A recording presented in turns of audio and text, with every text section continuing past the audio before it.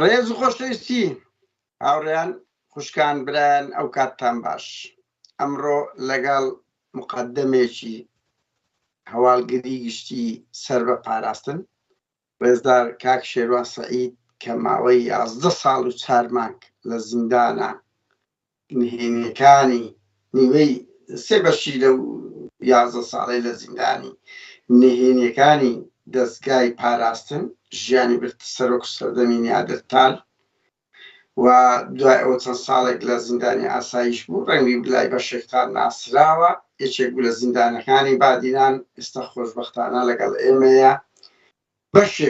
بەشێک لە نهێنیەکانی ناوزیندان باز دەکات بەو ئامانجەی هەوڵێک بێت لە بۆ داخستنی ئەو زیندانیانە کە دەیان زیندانی وەکو قەبر لە ژێر زەویدان. لەم بارەوە ئێمە هەوڵ دەدەین دیدارێک لەگەڵ بەڕێز کاک شێروان سەعید مقدەمی هەواڵگری گشتی سەر بە پاراستن بکەین. کاک شێروان ئەو کاتت باش. هەموو کاتێکت باش. ڕێز و احترامم هەیە بۆ جەنابتان و بۆ سایدی تەبدا پرێس. ڕێز و احترامانێ بۆ ئێوە سپاسان دەکەین بۆ ئەو چاپەی کەوتنە. بەڵێ کاک شێروان ئەگەر کەمێک باسی خۆت بکەی لە بدایەت یعنی شتێکمان لەبیر چۆ باسکەن بۆ ئەوەی خەڵک بتناسێتن کە شێروان سەعید قسە دەکا مقدەم شێروان سەعید سەر بە هەواڵگری گشتی پاراستن چ بووە و هۆی چ بوو گیرایی یەکەم جار؟ بەڵێ کاکە من ناوم شێروان سەعید یوسف حاجی سیاری خەڵکی گوندە سیارێمە کوڕی نەوەی شەیدی سوواریمە کوڕی سعید سنبێلم کە باوکم ئێستاشی لەگەڵدا بێ مەسئولی حیمایەکەن نیاد بارزانیە. من لە ساڵی 1976 لە ئیران لە ئاوارەی لەدایک بوومە. دوای ئاوارەیی 18 ساڵێمە گەڕاینەوە بۆ کوردستان ساڵی 91 کاتێک کوردستان ڕزگار بوو ئیتر لە مەسیب نیشتەجێ بووین حتا ئێستاشی کە لەگەڵ دابێکە دەرکرایمە دەرکرام حتا دەرکرانم کە هەفتی دەهی 2022 کە منیان دەرکرد و ڕەوانەی تورکیان کردم 5 مانگ لە تورکیا بووم و ئێستاشی دوای 5 مانگ زیاتر 5 مانگ و 7 ڕۆژ بوو تقریبا دوای 3/9/2023 هاتمە مەتاری سلێمانی و ئێستا من لە سلێمانیمە. بەڵێ کاک شێروان سەرەتای گرتنت لە ناو پاراستن هۆکاری چ بوو؟ چ هۆکارێک بوو پارتی مقدەمێکی خۆی دەخاتە زیندانێکی نهێنی کە وەک سەردەمی نیادرتال بووە ئەو چۆرۆکانی باز دەکرێت؟ بەڵێ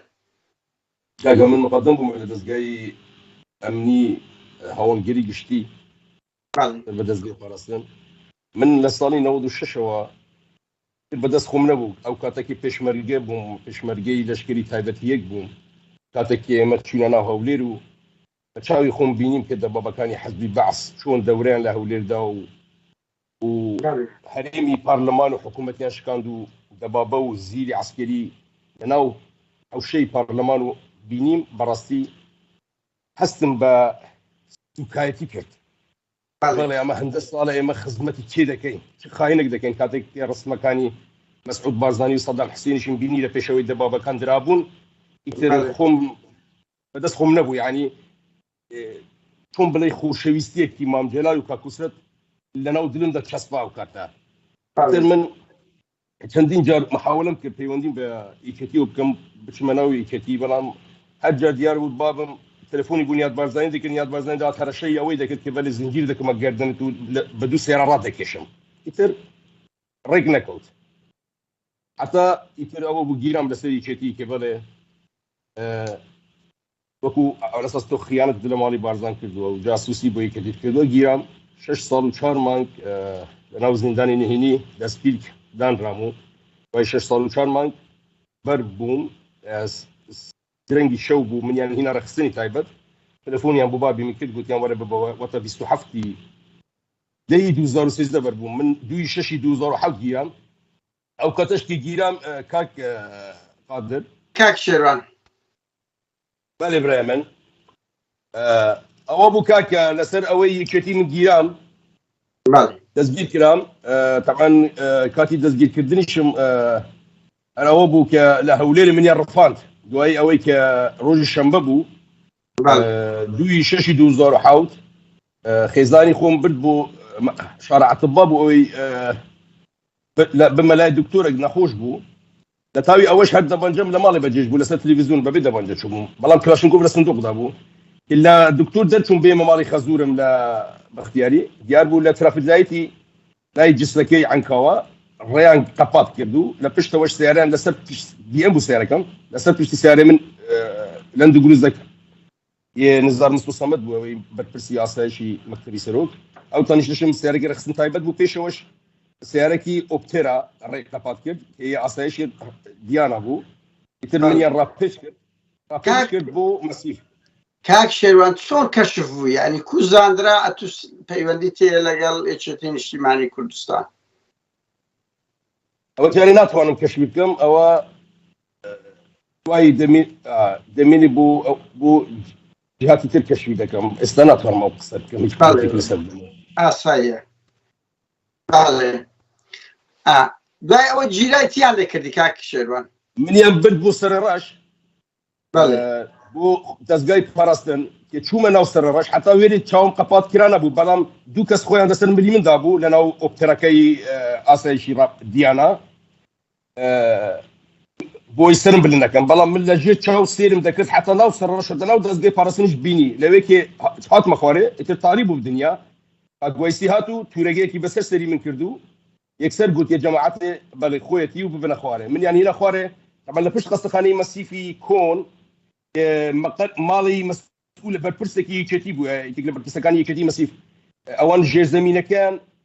دادەنیشتن سەرەوەشی کرابوو چەند ژوورێک بۆ تعزیب و بۆ زیندانی نهێنی بوو ئەویش تقریبا بە زیندانێکی بچووک چەند ژوورێکیان دانەیە بۆ تعزیب چونکە زۆر جار کە ئێمە خەڵکانێکمان بۆ تاقیق دەبرد دەوێرێ من بخۆم دەچون تەحویلی ئەوانم دەدا لەوێ لە یەکێک لەو ژوورانەی سەرەوە منیان دانا و ئیتر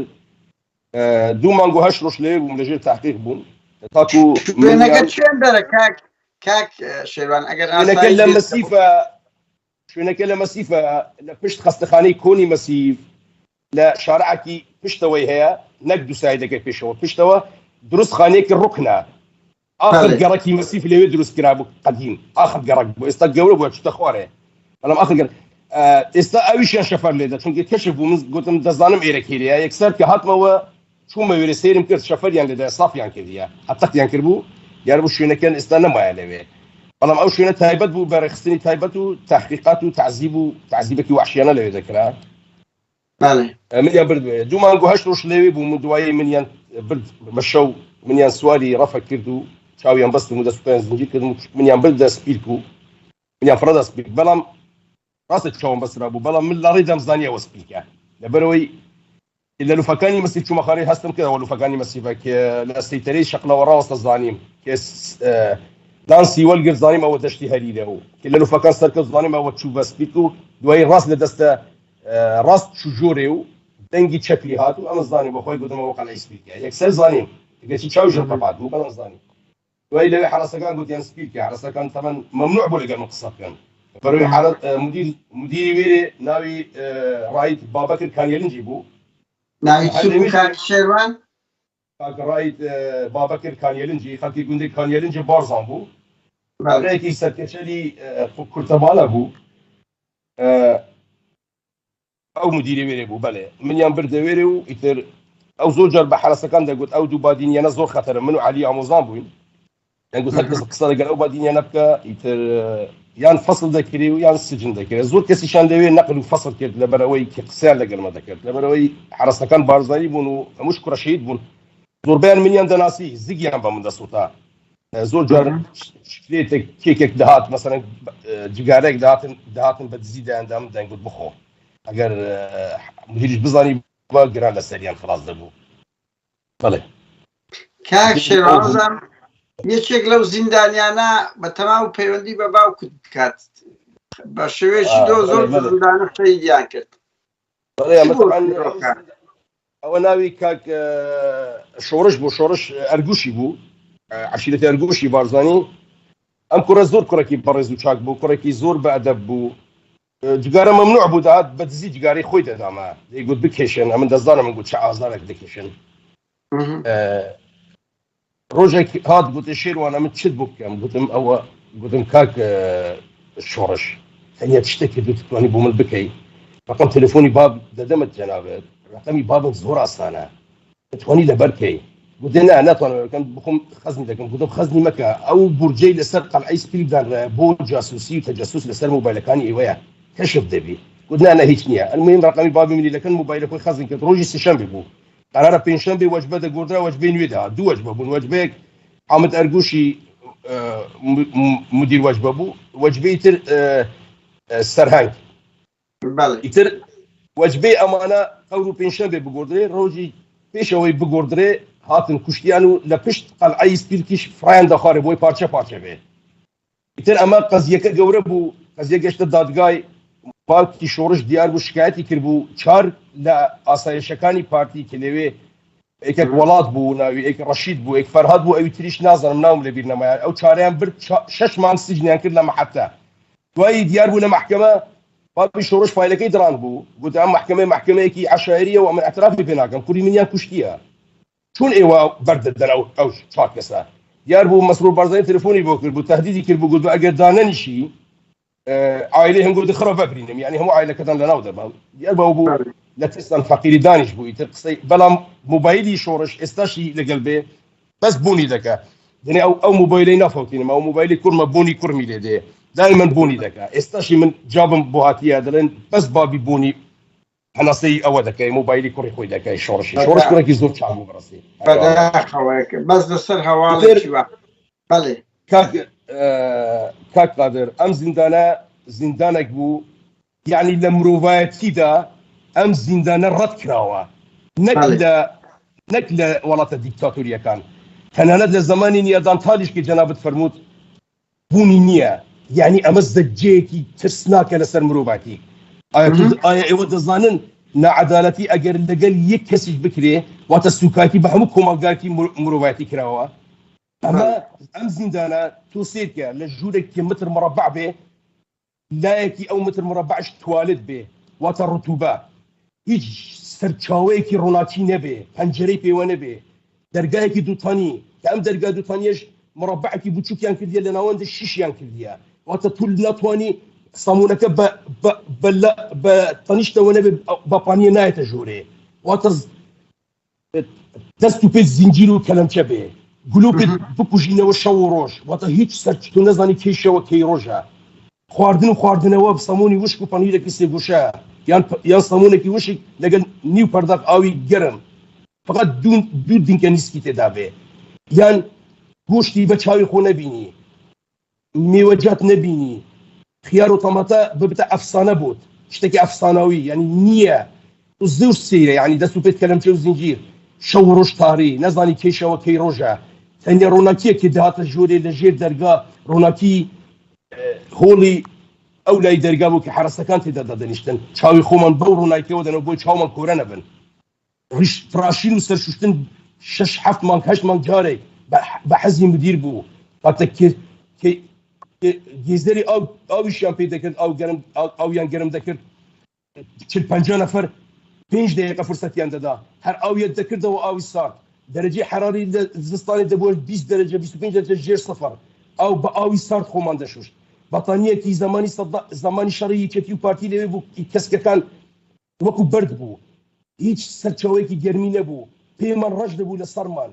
یعنی هەر چیەک بڵم هەر کەمم گوتیە تەنانەت زمانی فێرعون چشتی وە لە جیهاندا نەبووە نەبووە لەبەرەوەی بوو ڕاستە زمانی فێرعون خەڵک دەست و پێی زنجیر دەکرا خەڵک دەست و پێی زنجیر دەکرا بەڵام خۆ دەبردران بۆ دەرەوە پێیان دەگوت وەرن ئەم بەردانە بشکێنن لە ژێر ڕۆژیان پێ دەکەوت بۆی ئەو ئەهرامانە چاپکەین بەڵام لەوێ ئێمە نەدەبرد بۆی ئەهرامیشیان بۆ چاپکەین و بۆ فێرعونەکان واتە ڕۆژمان پێ نەدەکەوت ئێمە ڕێگەکانمان هەموو هەواری دەکرد بۆ ڕۆژ ڤیتامینە جەستەمان سەفر بوو ئەمن ئێستاشی لەبیرمە ڕۆژێک کابرایەک لە تەنیشت من قژاندی وەکو ژنان کاکە عەیبە تو بۆ دەقژینێت و پیاوی ئەو قژە چێ دەکەی کوڕە گوتە کاک شێروانە من ئەوە 15 ساڵە لێرەمە کوڕە گوتە هەستم پشتم شکا دەسوورم بۆ لایەک ملم دەردەچێ ڕتوبەت وێرانی کردوم ئیتر سبحان الله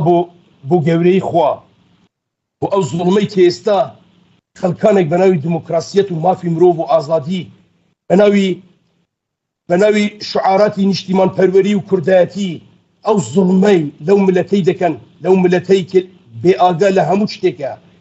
بەڕاستی داخێکی گەورەیە ئەمە زۆر جاران مام قادر سەیری عەزمانم دەکرد کاری بوو هیچیان نەبوو بەڵام خوداوەند بە شێوەیەک ناوی کوڕەکەم ئاغا و سیلڤای لە سەربانی نووسی بوو یعنی زۆر ئازارێکی گەورە بوو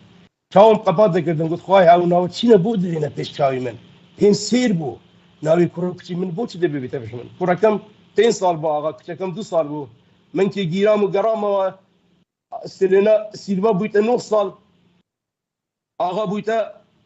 14 ساڵ گەورە بووینە گەنج بووینە ئاغا جارێ هەر لە من گەورەتر بوو من کاتێکی بەر بووم کە گیرام 130 کیلو بووم کاتێکی هاتمە ماڵێ خێزانم لەخۆ چوو 48 کیلو بووم 48 کیلو يعني 30 كيلو بله 48 کیلو هاتمە ماڵێ هەموو تووشی شۆک بوون هەموو ئەو دەندانەی سینگم دەرچوو بوو هەموو هێزکەکانی من دەرچوو بوو زۆر زایب بووم لەبەرەوەی خواردن بە هیچ بە شێوەیەکی گشتی نەبوو یعنی بەڕاستی عەرەبەکان ناوی مدیری سیژنیان کرد بوو واوی من گوتم کاکە واوی چیان گوت بوو بە مدیری دەڵێن واوی وتێ لەبەرەوەی ئەوە لە واوی پیس‌ترە چەقەل واتە چەقەل ئەوە ماڵی مەدەخوا حەقی مەدەخوا و نەسیرە دەدرێ ئەوە بۆ خواردنمان نادات عەرەبەکان فەقیری شێت بوو بەن هەندێک عەرەبی لێ بوون بەڕاستی زگم پێیان دەست بوتان بەڵام بەڕاستی کاک شێروان ئەگەر پێمان بڵێ چەند کەسی لێ بوو یان وە شێوەی زیندانەکە چۆن بوو چەند ژوور بوو مەسەلەن دیزاینێکمان لە بۆ بەعز بکەی خراپ نییە وێنا بکەیت والله ئەو دوو قەعای لە پێش چاوم بوو طبعا قەعەیەک ئێڵ بوو ئێڵ قەعەی يعني مەمەڕێک ناوی ئێڵ بوو وەکو ئێڵ وا بوو قەعەی 1 و 2 و 3 و 4 و 5 و 6 و 7 لەو ڕیزە بوون 8 و 9 من لە 9 دا بووم واتە من لە کۆتایی ئێڵ بووم لە تەنیشتمە دەرگایەکی یان دیواریان شکاند بوو چوو بوو ژۆرێ 10 ژوور لە بەرامبەر یەک بوون واتە 10 بە 10 20 لەوێ 9 لێرە 29 ژوور تەنیا ژووری من و عالی یەک نەفەر بوون ژوورەکانی تر هەموو دوو بوون بەس من و عالی ئامۆزام یەک بووین ئەگەر ژوورەکانی تر هەموو دوو بوون بەجا حسابکە 20 دوو ئەوە 40 لێرەش 9 دوی کەمکە ئەوە 42 دەمێنێت 7 دوی تێدا بن 14 42 14 تقریبا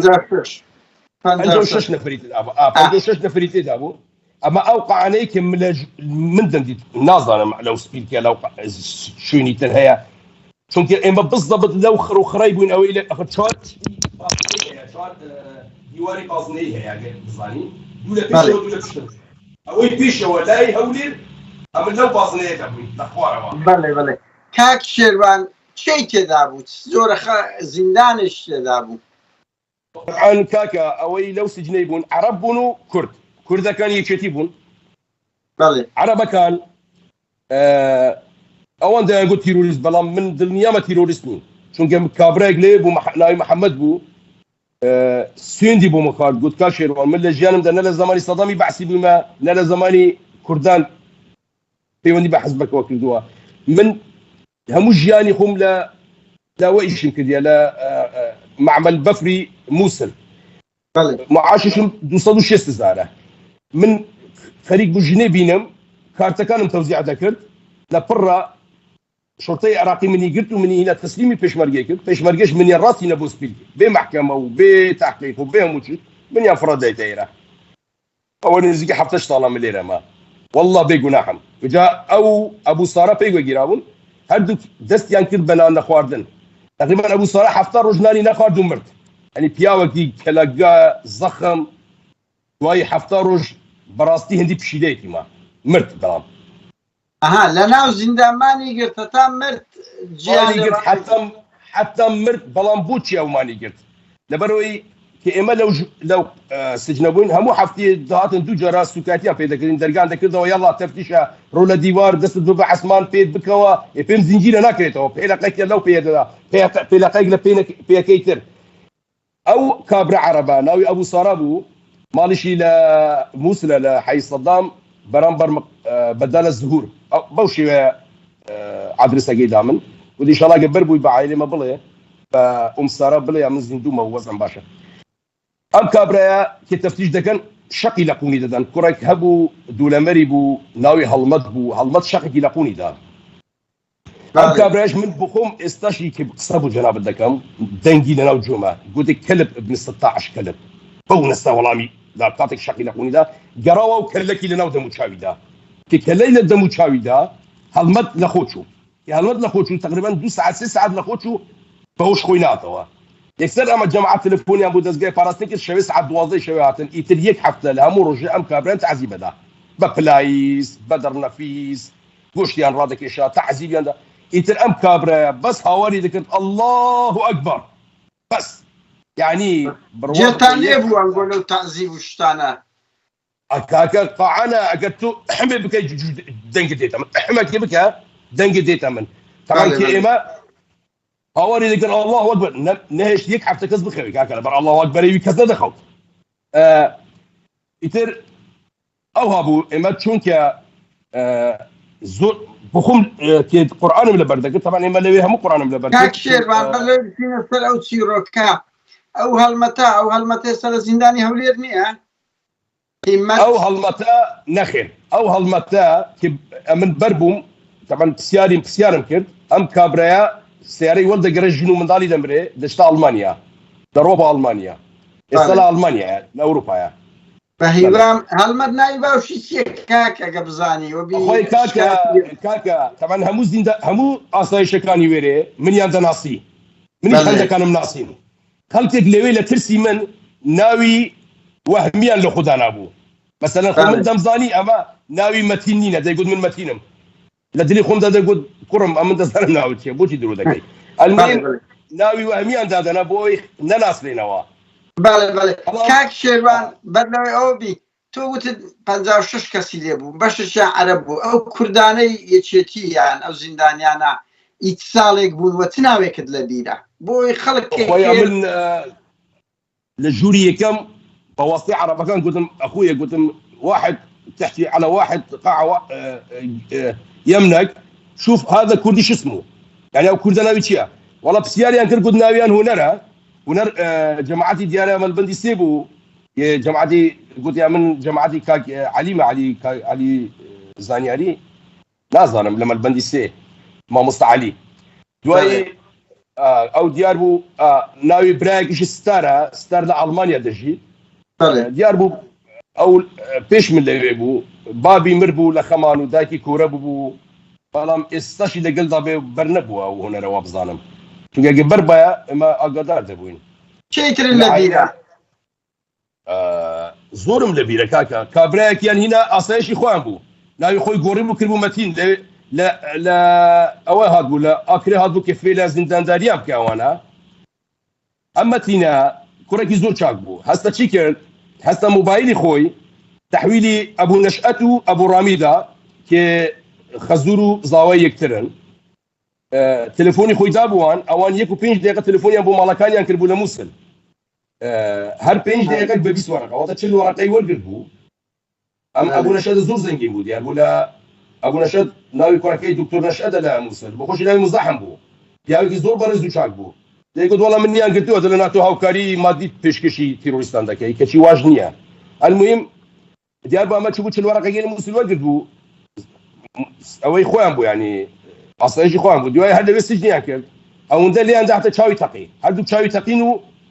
بو شرمزاري عائله مالي انا بن نادي انا ايراني هلا ايراني وبظلم امري خواي كربو نقراو متين ناوي اصلي من ناس ظلم بالضبط بس ناوي اقدر ناوي وهميها اي كاك شيران كادري كي تشتي كانوا تششول السويتش ابو جيرابي كسدنا تبي ناري قدبي اخوي كاكا يجي انا صالي نوض الشاشه ولا بو دي قد ناوم البته من قسم لقلبي نكر يا من عربه كان بو من طالع او اخبار عندنا ناوي عمر عبد الله عمر بو صالي نوض الشاش قلت نظام قلت 25 يازم 25 دوازين نوض الشاش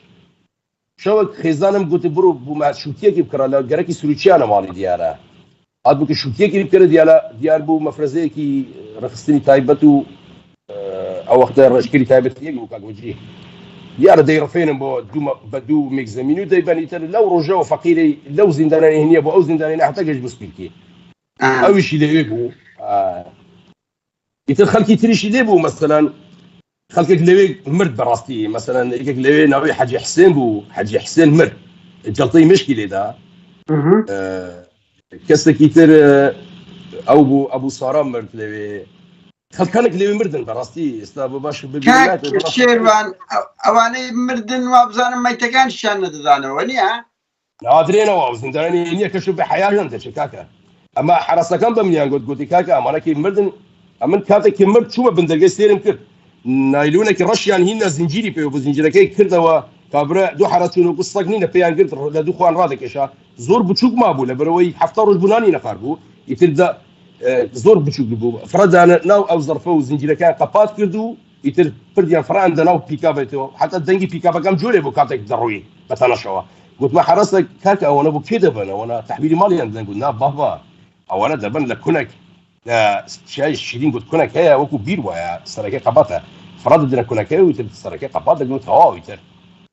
حتى الدنيا كلاب كاز بزنك عمل كيشا قلت انا ما بقصي حرصه كامبو يعني وين كبش مرينا ما يتكشن هذا نوا كاك شيروان اتدلي من لقى عربك قسم كرد يعني شلون قصتان لقى يكتر ذكرت اجر او بي كاكا لأن وندي تواليتك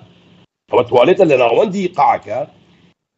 هو مجاريك يجمتريك بخلق وتزاني قاع زور جوريا لا يجمتريك أو جوريك ما نقول بيان نقول قاع لأن وندي مجاريك بو مجاريك سري بلاستيك بو طبعا بلاستيك كي الليم ده تك تك وتد ورا دست راس مرة تك تك تك سجار وتد شبه مرة دهات بس بشرتك او نكريته وتنقول او كربش رشدي او نيدي جوت لي بيت شلونك اخوي شلون صحتك يلا انطيني قران اريد احفظ قران وين وصلنا مثلا سوره البقره ايه 50 يلا توكل على الله قران ايه تقيد قد تشوم بيس جار سيجار دم قد دي سان دقرموا لبرت كل بلي يلا قول لي والله دم قد جزاك يلا راح من البدايه حتى فنجا دي سان هموم دقوته ودقوت دسخوش يعني بو بينران بزان تو قرآن لناو زندان با اوي كرا اوي لبركت يعني بوري اوي لبوان بكوني مجاري كبوني او الرومانك او كليما بوني صقيدات صق جومان دقرت او قصي دقرت او جوي دقرت مقسم دقرت بس دنق وكو موبايل صابو يا قسم دقرت قرآن شريعة الاسلام مسائل الايمان يعني هرشي هبو من مسائل ايمان وشريعه اسلام وحديث وقران وحموم لو كنا مجاريه لبركب كابرايك ليبو ناوي خالد ابو سليمان بو خالد ابو سليمان يا قصده هزار حديثي لبربو بيج قوي لويك قراني همو لبربو بس شرطك بس فتحه وكسره وزمه وتنوين وسكون وحموشتك يعني بدقيقي بله اجا لقى لي زور بس محمد بو راسي فيش مشكعت تواني من القران كاين بركين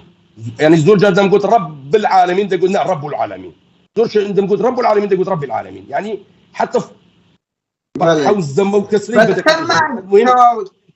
كاك شيرون بس ما القران ختم كرت للزندان بو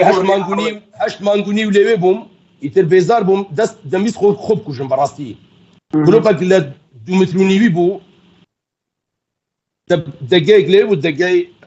مسيني اوي فرام دشكاندم كي لراجي خوم دم خوم كوجم دياربو لقيت تقينا وكي قولوا بكا كابري طنشتم كناوي ابو ناصر بو قلت هاش بيك شنو قلت او دنقت شي بو هات قلت والله او قولوا بكا مش كان دم يخوب كوجم دم يخوب كوجم كورو قلت استغفر ربك قلت استغفر لك قولوا دورك عندنا ويجي نسعيد كتوبيك قلت تو بياوبي قلت انا هم مرتد كافر بدين بايمان الصبين الى قيامته ما تشني بعشت وندين بالقندري ما في من مالتكم بس لي بقرن بينج دقيقه بعشت بيننا وانا مرتد وانا كافر قلت خذك وجي شلون خذك وجي يلا بور استغفر لك وانا بقران لبركن يتدس من بيكر قران من بركن حتى ورجي بربهم بله يتر او شش مانگونی ونا بركز بقى مزاريان او كش كاك شيروان مسائل ايمان حديث قران كان حديث لبركز بقى بو اي مزاري اخوي لبروي قران كلا سرم جرام بو براسي بيت بلم نزيك 5-6 كم لبركر بو 6 بله يعني بو شي واش قصه انا ذكر بس بقى مزاري قد يكثر ديتن او شتان نبون لا بابا كسكسي لبيني بلا من دون فربون يقدر دا يقول اخويا انا راح من جو الباب يراقب لك انت راح يحفظ قران امني نقول جزاك الله خير عمي قلت له جير درقي بس ساعات 4 ساعات لسر سينجي دريج دبو شاو ديري حرسي دقت حرس ده شو دري كده هذا لو قاعد يقول دو جرك وخي ذاك يتني مستعب دبو يداد نشتي خلاص لا ما مش جاري روجانا مامبو كاك شيروان لزنداني سبيلكتان سال مايوا 6 سال و 4 مانگ بالروج وبساعته بمانج وبصال حاكم لجنة ما في مروف محامي اتناتا كنت ولا زنداني نيني ولجنة ما في مروفات كذا ضي با جارك حاكمك هذا ويري بموضوع تحقيق كردن لشيوي كشتني شورش ارجوشي او روجي امام برد لجي زميني كلاشنكوفيش على سرسري مدانا لا هششي باني حتى شاري ايوارا سرماك بو لسليز اسطنبول سرما اما نمان دتواني ميز ماندات قلت ميز بخدم تبكن ممنوعه حتى حاكم لينا بنا ببشنا دري دوای ساعت 4 و نیم من گرانده بو جوره کان مانو دست په منځنجی تراو تاو با حاکم هاته ویری بس بو تحقیق کردن لا قضیه کوشتنی شورش ارگوشی نک بو اما سه 4 سیاره اوشی لګل د ابو حمایه شرطه همو با شوفرلت امریکي څنګه سیاره شخصي سیاره زور دات حرسگان قلت انا وانا هم حمایه لګل د ابو حاکمێکی گەورەی هەولێر بووە دیارە بەڵێ مازە شتان قەت نەبوو يعني مەشم بزر بووی کاکە عایلێ ئێمە نایان دەزانێ ئێمە مردووینە یا زیندوین ئێمە لە عەسمانینە لە ژێر خاکین کاکشێران بەس دەبوو خەڵک دەکەم مەگەنا دەزانم يعني بەس بزانن يعني شێوەی حکومڕانەتی لە هەرێم و لە زیندانی نهێنی پارتی دیموکراتی کوردستان کە باز لە بانگەشەی مافی مرۆڤ دەکەن چ شێوەیەک بووە نە دادگا هەبووە نە ئینسانیەت هەبووە وەکو فیرعەونەکان عەردیان داناینە و تەواو یعنی داخۆ چەند زیندان کاک شێوانەکە بزانی بەڵێ چەند زیندانی وا هەیە وەکو سپیرک کاک شێوان ئەوەی زۆرە کاکە من لە مەسیف ئێستا بۆ دەژمێرم 1 2 3 4 5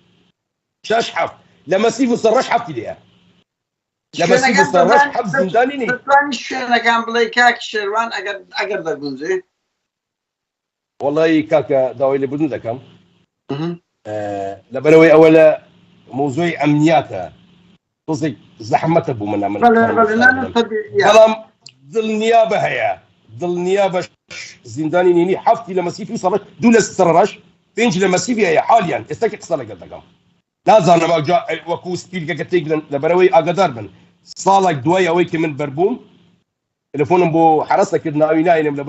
لبروزي عاملين بو يتوشي مشكلة نبي قلت لهم كيد لهم دكي لأنه بفريبو قلت والله لا حاج عمران قلت لهم لحاج عمران شو دكي قلت كاشر وان دواي صالك تبروي زنداني سبيل كان تيجدا نقلي شوينا كتير يعني كلا قلعة كتير دوروبري ديانا دوروبري ديانا لبين ديانا وراوندس المهم كنت عمليش نقلي هو ابو اصايشي حاج عمران لا اسال حاج عمران بو تشي زندانه كانت كذا لبروي براستي بيت بلم كمان بربو من تحمل منك كذا ظلمات فمن يعني قلت انت قصه بقيت تكوجين بلا من يكسر بني هني تليفون بو كاك سوران عمر وكاك علي حمد صالح بالتليفون يخوم لا مالي لسر باني خوم سيم كارتك اسيام كلو تليفونم كل قدم كاكا من زندانه كني ما 6 سال و 4 مانگ زندان بوم بخاطري خوا زندانه كني لي لسبيلكي هي بقى يعني جناحه خالتك بي جناح بدبخت كده اذا تجي بكن خوا قبولناك او ام قوتو او ام ديابو والله يعني كبو دواي كينين بخش هاد تصوير كلبو يعني زندانه حتى حد كشف بو كاك شيروان يجلس زندانه هنا كم ايش ذاك بويا قلت يعني بو اقدر جنابش 2017 جاري دوام كمن ينقد يكم في السيار قلت يعني دجمني مالي بارزان بو چاته مالت قلت دجمني مالي بارزان كيه قلت يعني شيرواني وتم دجمني مالي بارزاني لكابرا روجنا منوسه كابرايكم الثقافه تيجيشتوا باخلاقه بشخصيته قلت المهم دجمني مالي بارزاني لا بيت مالي قلت دجمني مالي بارزاني دجمني من نينا كابرا كوري مني كوش بيت مالي من عفويا من بياوي مع شاعرين ما خمتي درناك ان مالي كمان كو درناك اذا بدرت كلمه قلت درناكم كو ددكم هي كم بسيار اما بو كلا من كلا اوان بله کاک شێروانەوە بوو ئەو زانیارە تو بە کاک شێروانت دابوومە و کات لە پەیزی حەفدە شوبات بڵاومان کردەوە ئیتر زۆر لە نهێنیانەمان باس کرد بەڵێ کاک شێروانەوەی کەیێنێن باسکە کەکەیێنێن هاتیان کرد بوو لە زیندانەکان یعنی ئەمە لەو نمونەما دەبزان پارتی چەند تەنگە تاو دەبی بچووترین خەبەر لەسەری و ئەگە هەر هێزێک لەسەر زیندانیانە ئیش بکە کە ئەو بەرنامەی مەش بۆ ئامانجەیە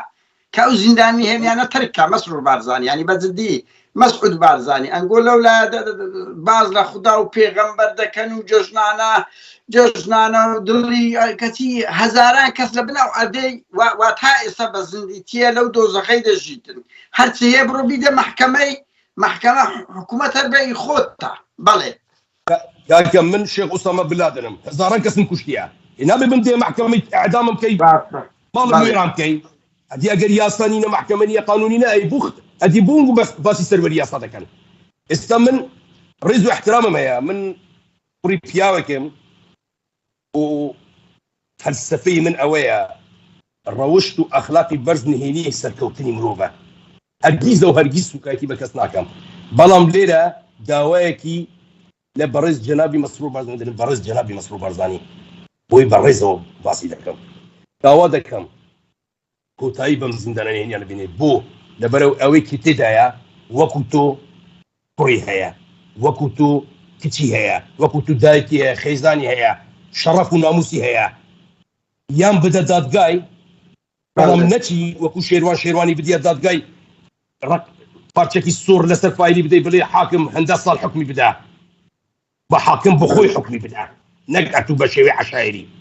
دعوات لي ذكر بناحن اواني كلوينا خشكو دايك يعني براي منا براي توا كسكاري منا خالي منا مامي توا كسكاري منا جناحا لو زنداننا صال هاي صال كابرا هي تدست 20 سال 25 سال فدا جناحا الا ما تشوفش بو استاك هاك شروان دزاني تصندقا لو تشوفش بو 6 سال دكا جناحا كاكا خوا قبول خوا وزر ما يقبلناك پیغمبر هيا خوا هيا دين هيا ايمان هيا اخر نازم چی بلم براستی يعني زوجر توشي شو بلام بايكشت ببلم ما قادر تايوانيه تايوانيه حتى امريكا واوروبا كيفشتيواني عندك خو امريكا واوروبا لمنو تبغت تزعلنا امانه شي ميشكن بله توقع حتى امانيه اگر امريكا واوروبا بشتيواني وانا كان او انا بياونين ظلم لمنو تو لملتي منو ملتي تبكن او بياونين امريكا قال او سرنجت زور راسه كاك شيروان امريكا قالت روجك للرجال لسر او نوع الزندانيانا كالتكنولوجيا هي كزانياري لايما زياتر هي بونات داي سفارتي امريكا بعض في مروف داكي لو خطرتر هي قنصلية امريكي يعني بونات بدواء الزندان النهيني انا ناقرين وهول نادن وكو انسان بجين لو راس داكي امريكا واوروبا رازقونين تنیا إلا قشك ستاسد بتسي وكويل كي باكرا ولا دستيام لقاتك دا من دزانم أمريكا كان ديان سي خوري قوري لنا بارتي وشتي هي أو سي ديان لنا باراسني قوري هي باشا بواردن أو زندان النهيني أنا بخوار أميري تكنولوجيان هي دزانن لتشندر أويا بارحال كاك شيروان بوي أو بابتكا ونبي بتسينا سر أوي كوبر درايو بسينا سردار زنداني عصايشي هولير الشتما وكلايتو وقت التلفون باسكت وتير شيراتون بوا لا تساو سفيل انا والله زنداني عصايشي من زور جرب جماعتهم دا قدام حيبه اصلا نقول بلنا ما زنداني والله انا هوتيل ديوانه وهوتيل شيراتون كان بيستيريا اتو روجي دبيني اتو عسماري دبيني من ضل كانت هم حفتي دينا سردانت بوشتي دبيني جارو مار خيار وطماطيك رصيد بودين ديان بيني ادون ديان بيني يعني خيار زي الاستاذ فريد راه تاندي تخلينا اكل زيدان زور جيران دتون زور جيران دتون لا عصايش قشتيها دتون لا اوي لا ميداني تري ئەوەی فراددرێ ئاخری حیوانەتەکان دەبن هاویان دەینە بە قورئان زۆر جارەمت ئەو تەماتەمە خواردیە ئەوەی ڕزی بەڵام هەر باشتر بوو لە سپیت بۆ نەبوو لە سپیت نەبوو المهم چۆن بەربووم طبعا من دوای ئەوەی کە دەستم بە ئیزرابێکی کوشەندە کرد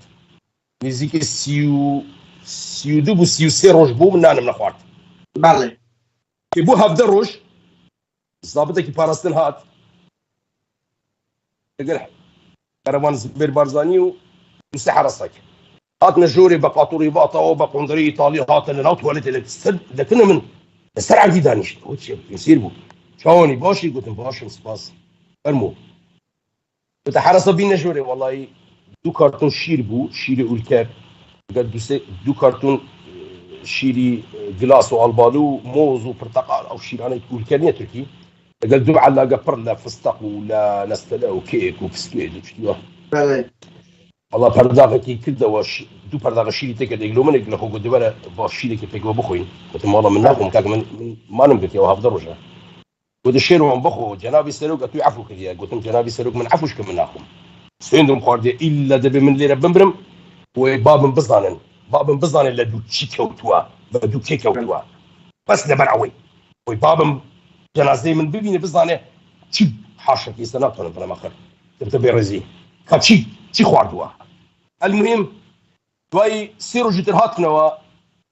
گوتێ بچم کەبابت ببینم گوتم بەخۆی بچی کەبابی سوڵتانی لە تەهران ڕبینی ناخۆم خودمان دوومەکە کاکە ئەو شتانێکی هینەتە ئێرەش هەموو تەوزیع کردە سەر عەرەبەکان خەی بوون وجا ئەوەی عەرەب دەیگوتە من أخويا شيروان لا تأكل والله إفراجك بإيدك قلت شوف أبو سارة ما أحد ما جاء عليه قلت أبو سارة مركزنات أزاديتو بدستيتو كاكا مخو بقوا عبر دبي أبي باراسون عقيدي باراسون بيتيرا لقيتو دانيشي المهم قلت باشا بس قلت كاكا معدن دستو خليك دمبرم قلت بيتشيكي خد لك أنا قلت ماري والله أو وقت داوي حرسن كل واخيري بالنسبه حرسك ناوي ناظم بوي حقيقي ممنوع بولي بوي توشي اجراءات قانوني نبي دوام كل فقير تون نيو على جاي زدي بتشوكا على قبل زاد بتشوكا نيوي بومن او بر لخير كده هنا اذا خاطرنيش بخيمان ده خاطر قلت المراكه كي خيب كنا او اذا تقدر شباب اخو ايش بياني كلا خول دستي اما استوديوما نايل معيدو رودا كانت وشك بنو وكو ابو ساره بيك وابن سنو بنبري ومش ما ديك خوراكيتي دانا الى بالسي بي والله بقسم كرت دواي هاف دروج دستم بيك بوش تكرت حتى بو بس يصير روجش من هستن بالساتين كرت زورجر برسي دبو وكو مار بدور خم دسورام وكو مارين بدور خم دسورام بلام وي ارضاك او كم دخوار ديسن هستن بتيرتي ذكر يعني يترفير بوم كنت مصر فورم ئیتر هەموو ڕۆژێ هاتن بخوا من دەمگوت ناخۆم چەند جار هاتن لە کۆتاییدا شەوێک هاتن گوتیان ئەوەرە گوتم بەڵێ گوتی ئەو موسەی بگرە بڕۆ ڕۆژی تاشە گوتم دەست و پێم زنجیرە گوتی حرەز بڕۆ بکە وەڵا دەست و پێمیان کردەوە جلەکانم داکەن چون تراشم نەدە تراشی لەبەر ڕۆژینم ئەو نەبوو بۆ ئیمام خۆمەینی لاگەوە زۆر حرەسەکان بەم نەدەگوت ئیمام خۆمەینی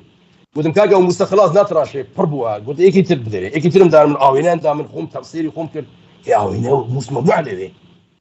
زانیم بەردەبوو والله دوای منیان سواری سیارەی کرد و من و عەلی سیارە ڕۆی خۆی کە گەشتنە ناو تونێلی مامە جەرگە زانیم ئەو تونێلە تازە دروستکرایە تاری بودێ ڕۆناکی نەما چاویشم بەسرا بوو بەڵام چونکە پشتم لە سایەقی بوو کە گلوپ سیارە داهاتن گلوپەکانی سیارە دەکەوتە چاوم کە چوینە ناو ئەوەی مامە جەرگەی ئەو تونێلەکە زانیم ئەو بەرەو شەقلاوە دەچین جیازەکەی دەرینە بەلێ ئەس ببنی بەلێ گەورە قلت لهم كيرنا قلت والله من ريك اكري برد رشوتين قلت لهم هاي اذا تدري خمده قلت لهم هاي لا قريتان لا اكري دين اكري هرنا ما يستا ولا سبيل كي بوي على اساس اما هل بخلتين المهم اما ان برد مسيفيو شوي او شولا رخصتني تايبت بوم شي وكي تشاك يندام خوارد من براستي تشتي بياني شي تشتكي تشاك يعني نايش ما خوارد تمسير بقرمه سبزيت ايراني كباب وحبرا هندسه انا ما خواجه المهم خواردمان بابم ديار بولديانا ابو مسرور بازين تليفوني قال بقول سعيد ورا ايش بتوها بابش نقول باز بني من ديانا مسيره كم قراكي عندك عيبي كبت لا صناعيه قلت باشا استوى ايش بتوها باب تاكسي قلبه مخصوصي شو بصراش قلت هلا وندي قلت برو كراكت ببا على رخصني تايبتها بابي شمهاته بيريو امني ام بدك نزلت حالي عندك فشافشي وعندك دروي كردو قلت كابرايك بارزاني شو قاشتي كتيه مال بندي ما قد ما قد دات امانه دابت ما بردا ما قد ناتش ديسان شو يكتيه كشت على اساس شيروان توش بيشي دكوجن المهم عندك دروي اشتي واحد كردو داي قلتي سعيد ببابا جناب السلوكي عفو كريو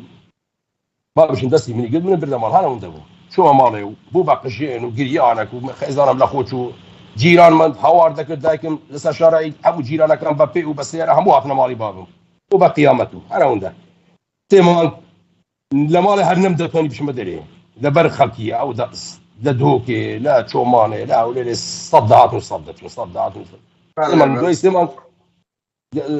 زانيم متشكر مكاتي من جيراش من ضابط استخبارات الامن راقب لمديريه هولير ملاحظ مدير عام بوملوي موچي منشي ديار بويان قربو دزغي بارسن نه عنده من دالك انا بويا من هر دوي سيمان تشوم لا شركه نفتي لا قرقروا قم تعين كردو دسم بيش قصاله كوني اولا شركه يشم كده او بدعاش هاتن شركه ما كشركه ما قم تعين كرد بشوي رسمي وياصاي وقانوني بدو بلنامه بكفيل لمحكمه هولير قم تعين كده اساس رافرين اساس شركتي او ابو دوای 16 اکتبر که گوت یعنی کتی خاینانو کرکوکیان فروشتیا 29 روش پیچو دوای درست 15 11 2017 16 اکتبر 16 ده 15 11 میانگه وقت 29 روش نبو مانگه راس منیان گرتو لما سیفی منیان برد اسایشی گشتی گوتیان تو جلالیو نابه جلالی بیو خاینیو اتو لاهور و پاولت بینیو نازانتیو چون دژمنی مالی بارزان دیتا مالتو عندك قصي قورو جاري ديان قلت اتو تتوي كسك بكوجيو جاري ديان قلت اتو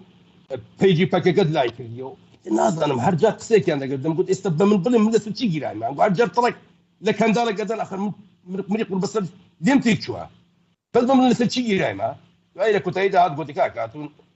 نابع مالت لما سي في وي كتيبه اتو او كياوي لما سي في بي رسمي مام جلال استر فيسبوك دي او ثانيا قلت دي وابلن بلين السري كذي بوجي دروتا كان جاردرين ولا لسر تو تتوي كسك بكوجي وجاردرين ولا تو تيجي باكا كان لا يكديو حاجه قصيك مثلا كاكا يعني فايدة الشغلاي كده انا والله كابرا همو باكا ابو لسري يك لايكي يك كومنتي باكا كي لسر باكا نسيبو جيرابو دو صال وشش مانغلي بو من دراسن كاكا ناوي ديار بو خلطت لي بو كاكا زير سير بو كابرا لي بو عميدي يكتبو دام زرينري يكدين اجتماعي كردستان مام ادريس مام سليم ادريس سليم مخمور لا قائم بو لا كلا من بو ريزو احترامهم لذا قلت في قيمتها كان يشوفوا شكان اولي مخدرات دشون ريزو ما يبو مخدرات هنا بس عندك ينظر يشوفوا شبون حتى نير بازيش عندك الا جوري لا تشوف شكايتي انا من ذكر والله شيروان ريز بس ليكيت كان دقري ناوي قائم من ينكروا قاعي صوص مسؤولوش بدا هذا يقول شيروان تو بوتي رز بس ليك كان دغري كنت باقي كتي بياون يكتي برزن بويا اما انا حاشكي سواري كذبن ابرا حاشكي سواري بيا سواري بيا شون رزيله بيجرا ما خاطري بيغمبر بله كاك شيروان لزنداني اسايش بوي سك بازي ناو زنداني اسايش كمحكمه كوبو حاكم اويندر شمان غير قانوني بو مثلا شوي تحقيق كوبو لوي بله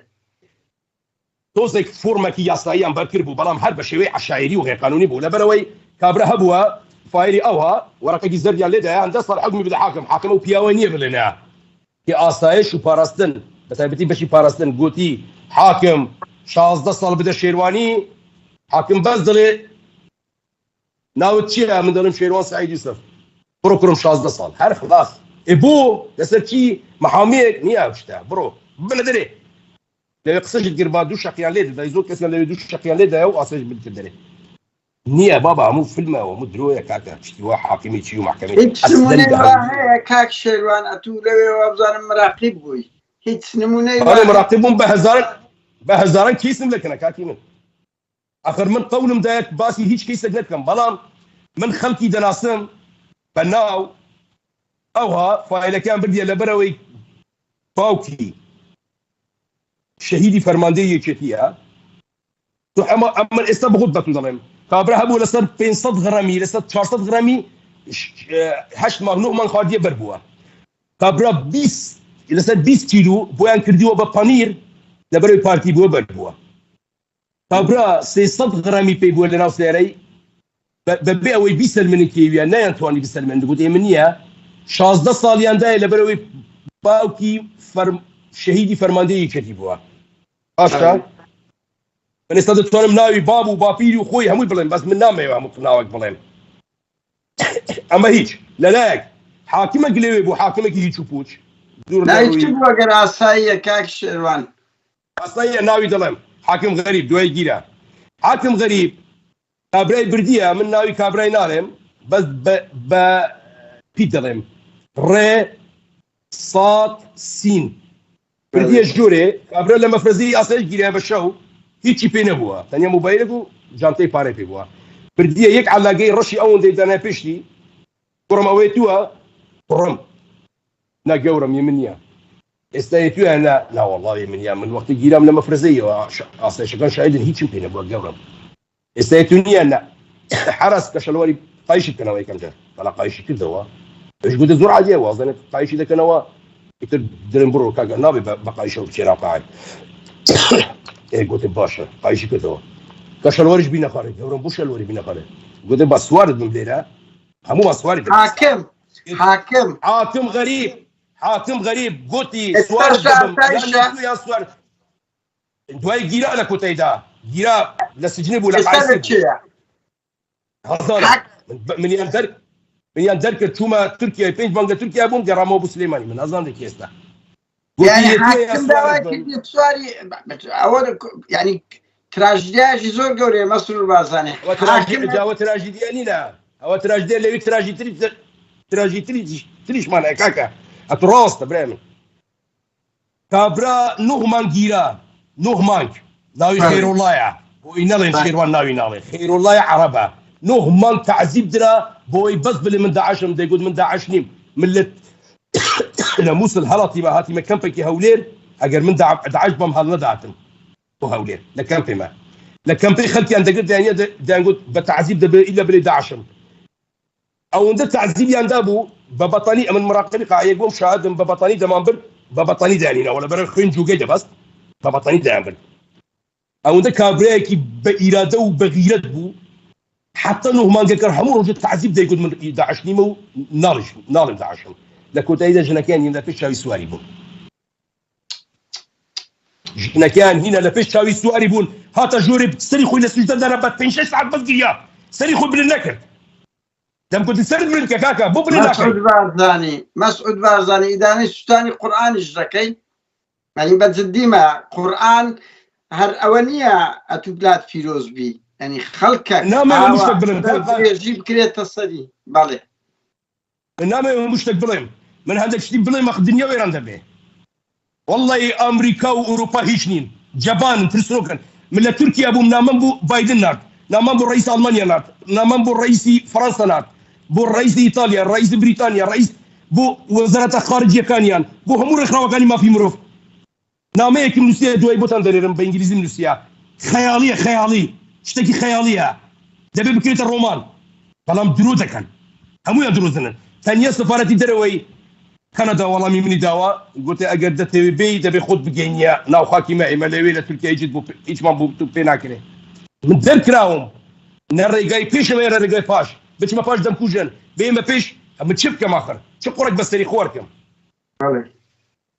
ئەکە ما لەوێ کیس ئێستا بەڕێز جەنابی مەسرور بارزانی ئەتوو تێهاتی بە ناوی حکوومەتی چاکسازی هاتیوە نییە لە تیژی گەندەلی ئەو گەندەلیەی لە ئاسایشی گشتی جەنابەت دەکرێت لە هیچ دایرەیەکی هەرێمی کوردستان ناکرێت من تعداد دەکەم تەنیا لە 4 ئیرانی کە گیرا بوون بە 2 مانگ بەربوون لە ئاسایشی گشتی لە 4 ئیرانی 8 دەفتەر وەرگیرایە بۆ ئازادبوونیان لەسەر جیوە گیرا بوون داوی ئێکی تەقی بوو پێیان دەگوت سودەیف دکتۆرای هەبوو لە ئەدەبیات 2 مهندسی لەگەڵ بوو دکتۆرەکی لەگەڵ بوو هەر 4یان بەربوون بە 8 دەفتەر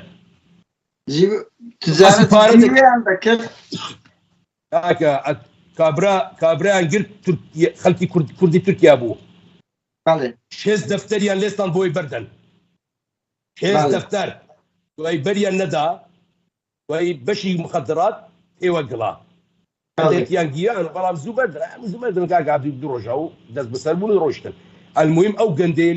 گەندەلیەی لەو ئاسایشە گشتێ دەکرێت مەحالە لە سەرتەسەری گیان کرد تەماشاکە حانوت شتێک دەکردرا لە 10,000 دەفرۆشرا بە 2,000 سوودێکیان لەو زیندانیانە دەکرد لە تاریخدا بێوێنە بێجگەلەوەی دەگیرای بۆی بەس پارەت لێوەرگرن بەردن پارەت نەدابا حکمیان دەدای 5 میلیۆنی غەرامەی دوێ هەپارە بدەیت 5 میلیۆن غەرامە دەدا و ساڵێکیش دەتخوارد یان 15 کابرا هەبوو 4 نەفەر بوون هەر نەفەرێکیان 6 میلیۆن 6 میلیۆنی لە خلالی 5 دقیقەدا حکم دران و 6 میلیۆن و 1.4 ساڵیش تاکە ئەمە تجارەتێکی نێودەوڵەتیە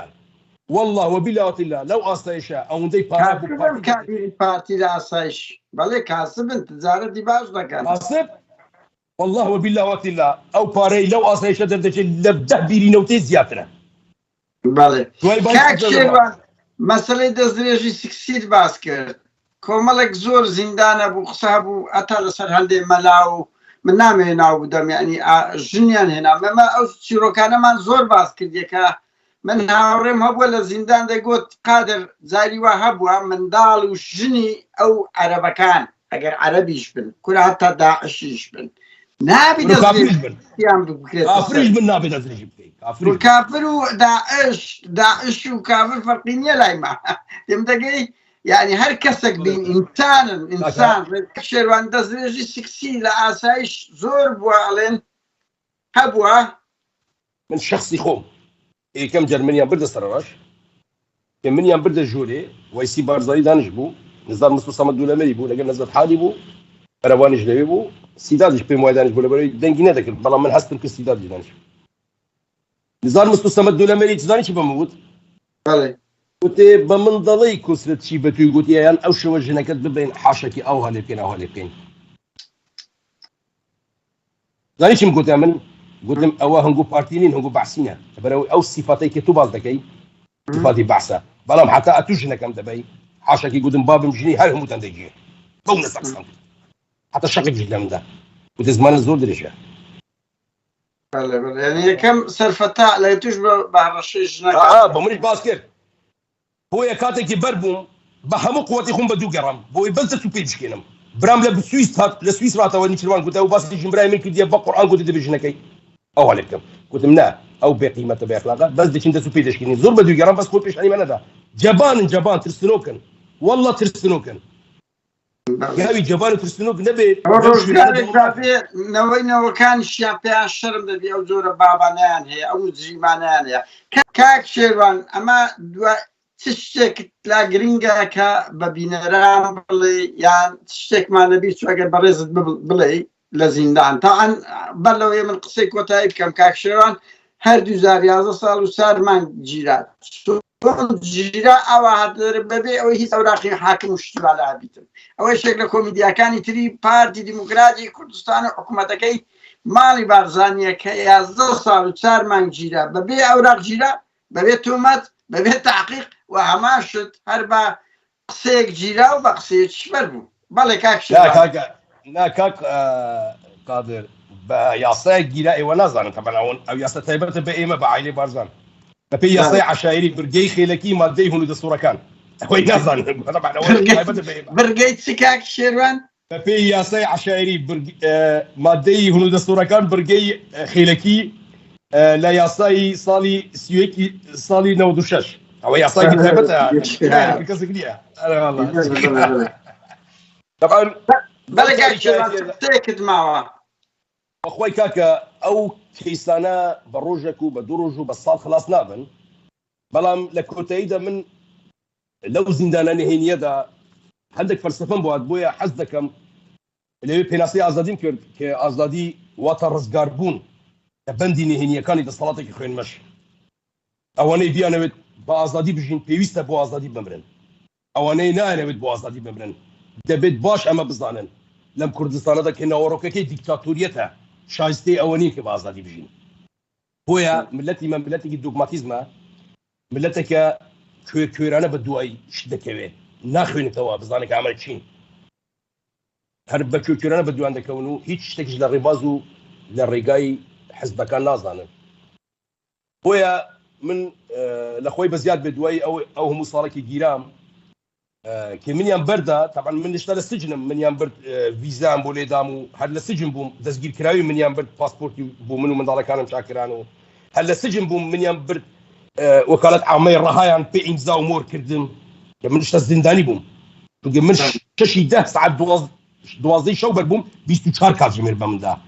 ڕۆژی پاشتر جومعە 7 من لە مەتاری هەولێر سواری تەیارەی بووم بۆ ئەستانبوڵ. ئەو شتانەیەکی کردیانە هەموو غێر قانونی بووینە. پاسپۆرت چاکردن بۆ من چونکە من هەموو شتەکانم لە دەستی وانە، نە کارزانیاریم هەیە، نە ئیجازە سایقیم هەیە، نە کار نیشتیمانیم هەیە، هەموو شتەکان لە دەستی وانە. ئەوە چووینە ئیجازە پاسپۆرتیان دروست کردیە، ڤیزان لێدایە، منیان برد وکالەت عامەیەکی ڕەهایان دا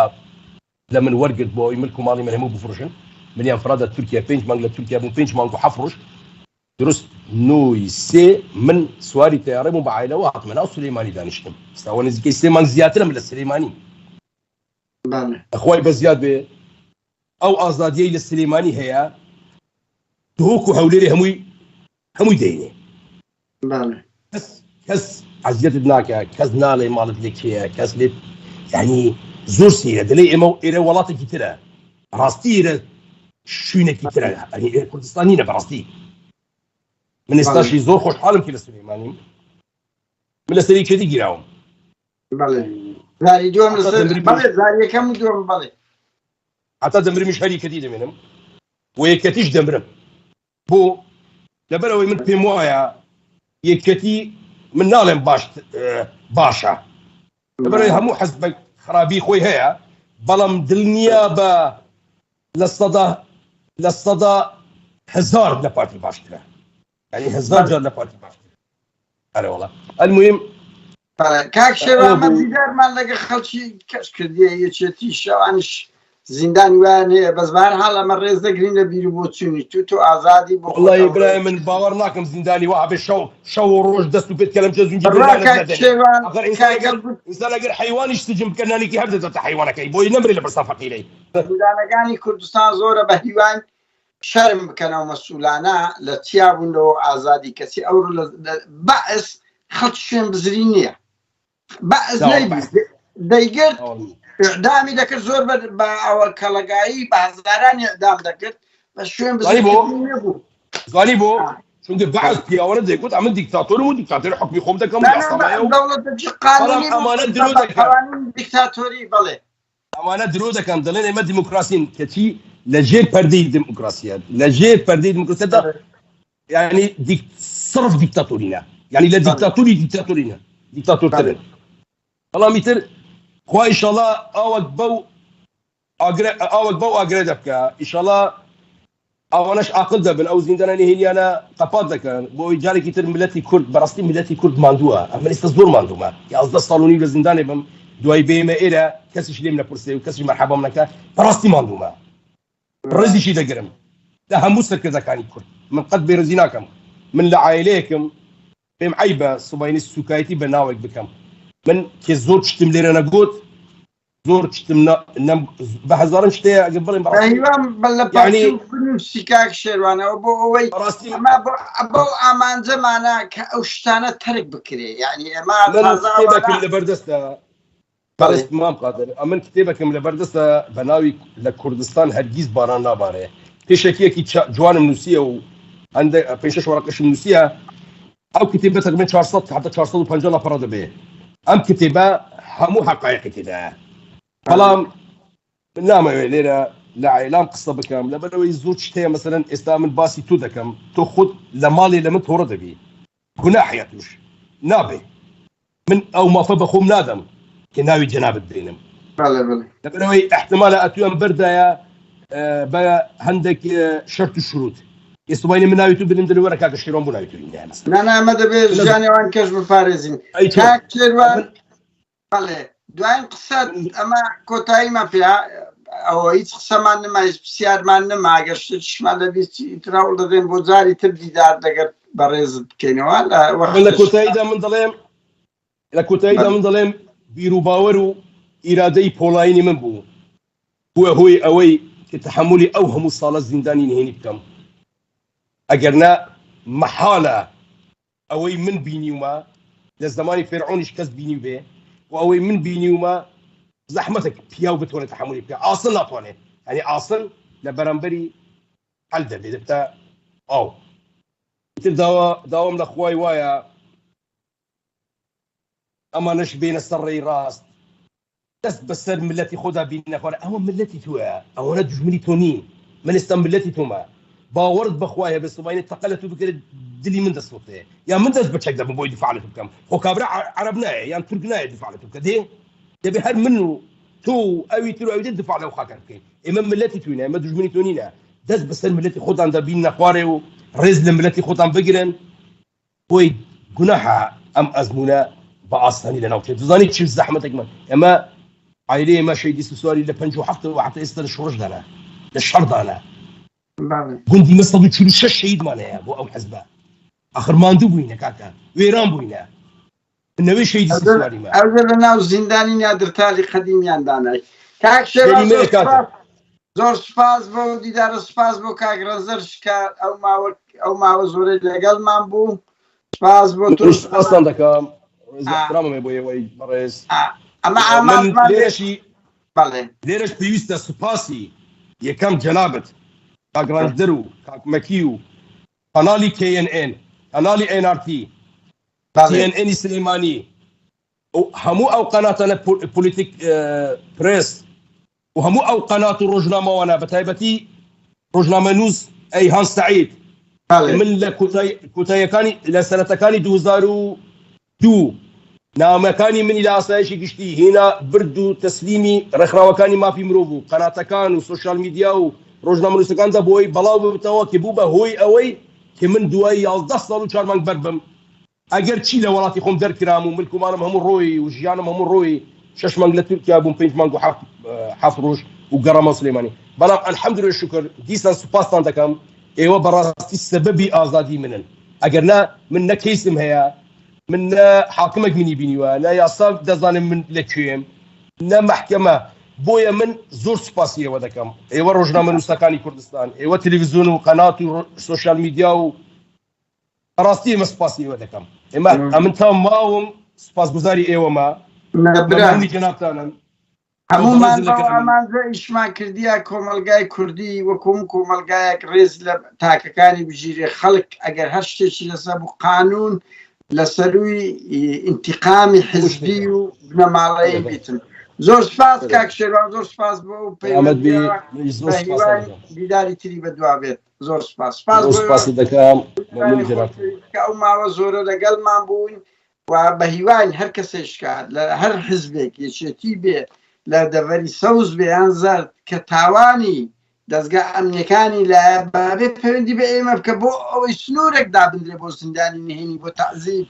بۆ بێیاسایی کە ئەوە ئامانجی سەرەشی ئێمەیە زۆر سپاس بۆ ئێوە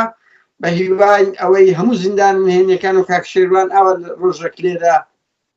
بتوانین دیداریان لەگە بکەین کاتە